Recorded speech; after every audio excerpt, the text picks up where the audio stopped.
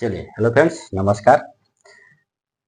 तो आज हम पढ़ेंगे लॉ ऑफ एक्सपोनेंट, लेकिन उसके पहले कुछ एक्सपोनेंट के बारे में और उसके ग्राफ के बारे में समझ लेते हैं। आज का जो सेशन है वो 11th 12th और जो बच्चे इंजीनियरिंग की तैयारी कर रहे हैं उनके लिए ज़्यादा इम्पोर्टेंट है। हालांकि जो भी स्टूडेंट 9th 10th में है उनके लिए भी ये सेशन इम्पोर्टेंट है।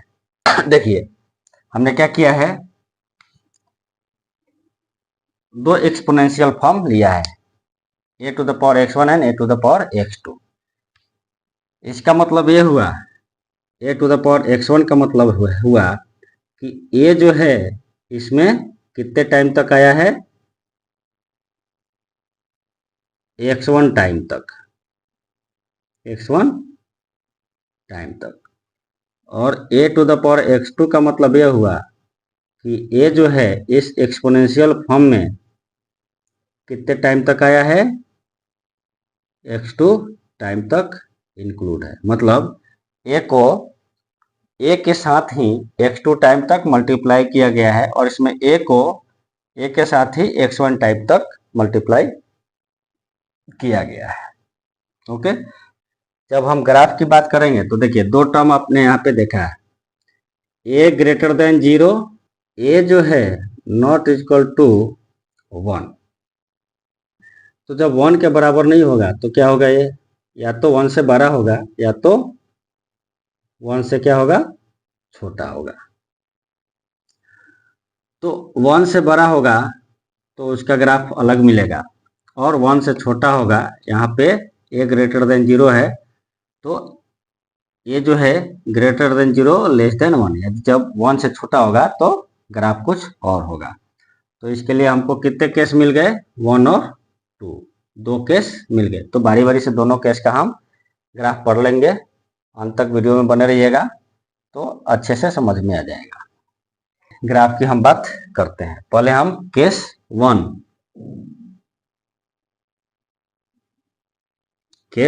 1 की बात कर लेते हैं।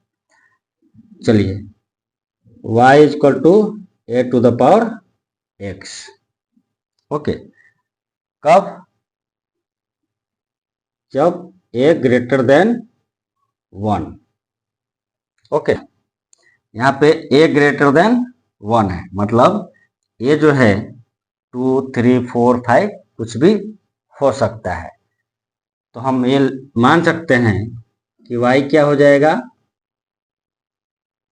2 to the power x, 3 to the power x, 4 to the power x dash. ठीक है, एक जगह पे 2 3 4, लेकिन 1 नहीं होगा। ओके, 2 3 4 हो सकता है।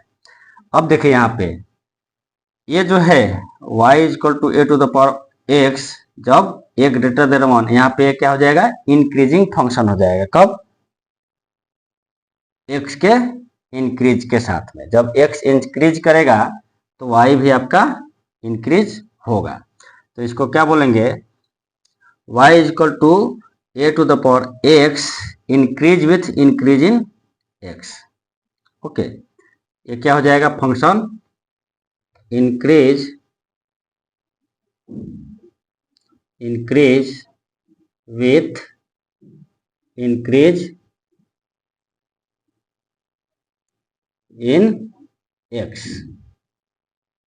x जैसे जैसे बढ़ेगा y की वैल्यू भी हमको बढ़ती जाएगी। इसका मतलब ये हुआ कि ये जो है इंक्रीजिंग फंक्शन है।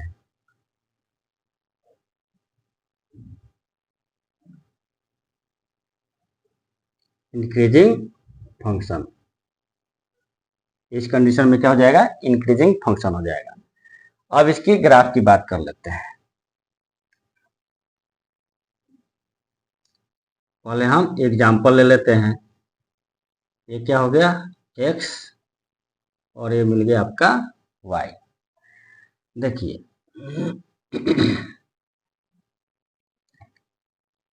y equal to a to power x and इधर x की वैल्यू को आप यदि 0 रखते हैं 2 के लिए, 2 टू द पावर x के लिए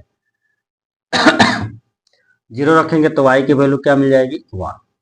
यदि हम x1 रखते हैं तो y 2, x हम 2 रखते हैं तो y 4, x3 रखते हैं y 8। मतलब x के बढ़ने के साथ साथ y की वैल्यू भी बढ़ रही है। मतलब ये क्या है, इंक्रीजिंग फंक्शन है, increase with increasing x।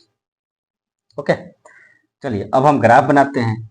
x हमने क्या रखा, 0 रखा, 0 रखा, y क्या मिला, 1 मिल गया।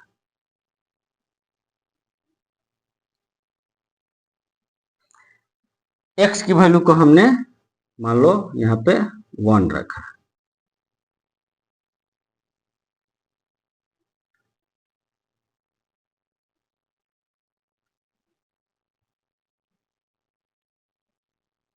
तो जब x की वैल्यू को 1 रखा तो y यहाँ पे क्या मिल गया आपका, 2 मिल गया। x की वैल्यू हमने 2 रखी तो y क्या मिल गया,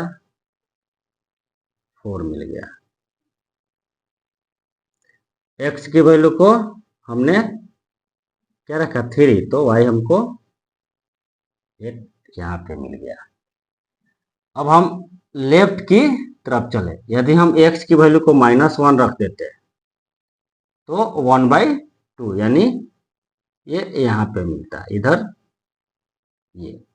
वैसे जैसे इधर आके जाएंगे माइनस की तरफ तो ये नीचे की तरफ जाएगा। तो ये ग्राफ कैसा हो जाएगा,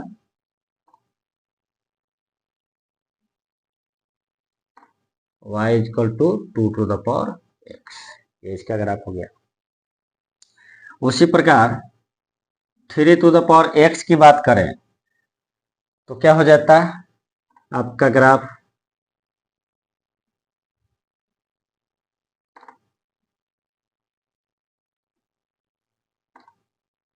ये हो जाता 3 टू द पावर x। उसी प्रकार 4 की बात करें तो ये हो जाता आपका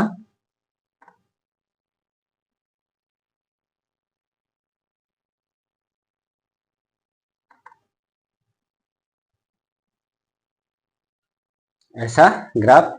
जैसे जैसे ए की वैल्यू बढ़ाते जाएंगे तो ग्राफ किधर आएगा आपका, y के साइड में, मतलब y एक्सिस के पास आता जाएगा। तो इस प्रकार हमको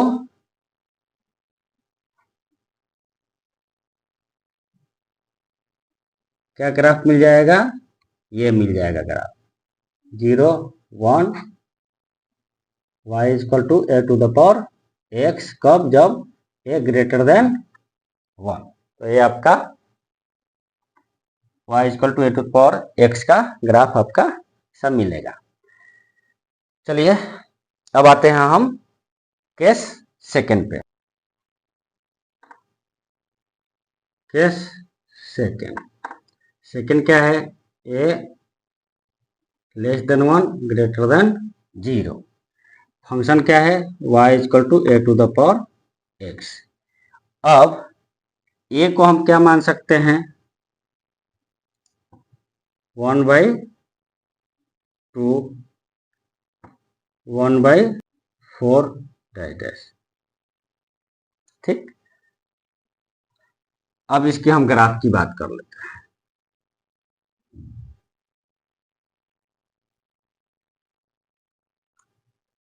y equal to 1/2 to the power x, इधर x, ये x एक्सिस, y एक्सिस आपका ये हो गया मूल बिंदु। अब देखिए यहाँ x की वैल्यू क्या रखेंगे, 0, तो y की वैल्यू क्या आने वाला है, 1। x की वैल्यू 1 तो y की वैल्यू 1/2, x की वैल्यू 2, y की वैल्यू 1/4। मतलब x के वैल्यू बढ़ा रहे हैं तो y की वैल्यू क्या हो रही है, डिक्रीज हो रही है। मतलब ये क्या है आपका डिक्रीजिंग फंक्शन।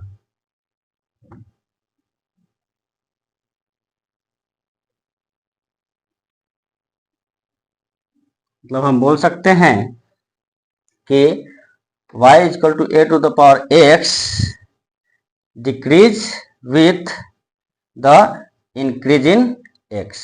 एक्स की वैल्यू को बढ़ा रहे हैं तो वाई की वैल्यू क्या हो रही है आपकी, डिक्रीज हो रही है, मतलब ये क्या है आपका डिक्रीजिंग फंक्शन है। अब हम इसकी ग्राफ की बात करते हैं। देखिए x0 y1 मतलब एक पॉइंट तो आपका ये मिल गया 0 1। जब हम x की वैल्यू को 1 रखते हैं तो y1/2 यानी यहाँ पे आपको मिल जाएगा। उसी प्रकार 2 रखते हैं तो 1/4, अब इसका भी इधर, यदि आप 2 रखते हैं तो इधर कहीं मिलेगा। उसी प्रकार हम y एक्सिस के लेफ्ट साइड में चलते हैं तो यदि हम -1 रखते हैं,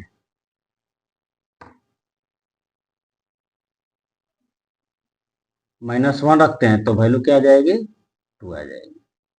-2 रखते हैं वैल्यू क्या आ जाएगा, 4 आ जाएगा। तो यदि इधर -1 रखते हैं तो वैल्यू आपका क्या मिलेगा, ये तो आपका 1 है, इधर मान लो 2, इधर आपका 4। -1 रखते हैं तो आपकी वैल्यू 2, -2 रखते हैं आपकी वैल्यू क्या आ रही है इधर 4। तो ग्राफ आपका क्या हो जाएगा, left to right decreasing order में जाएगा। जैसे जैसे आप लेफ्ट से राइट की तरफ जाएंगे तो आपका ग्राफ क्या हो जाएगा, डिक्रीज होगा। तो ये आपका क्या हो जाएगा, y = 1/2 to the power x। कब, जब आपका बेस 1/2 यानी 0 और 1 के बीच में है तो ये ग्राफ आपका मिलेगा। उसी प्रकार यदि 4 टू द पावर x कर देते हैं या 1/3, आप 3 भी ले सकते हैं, 1/3 टू द पावर x करते हैं तो भी ग्राफ आपका डिक्रीजिंग ऑर्डर में जाएगा। अर्थात आपका ग्राफ जो है ये मिलेगा।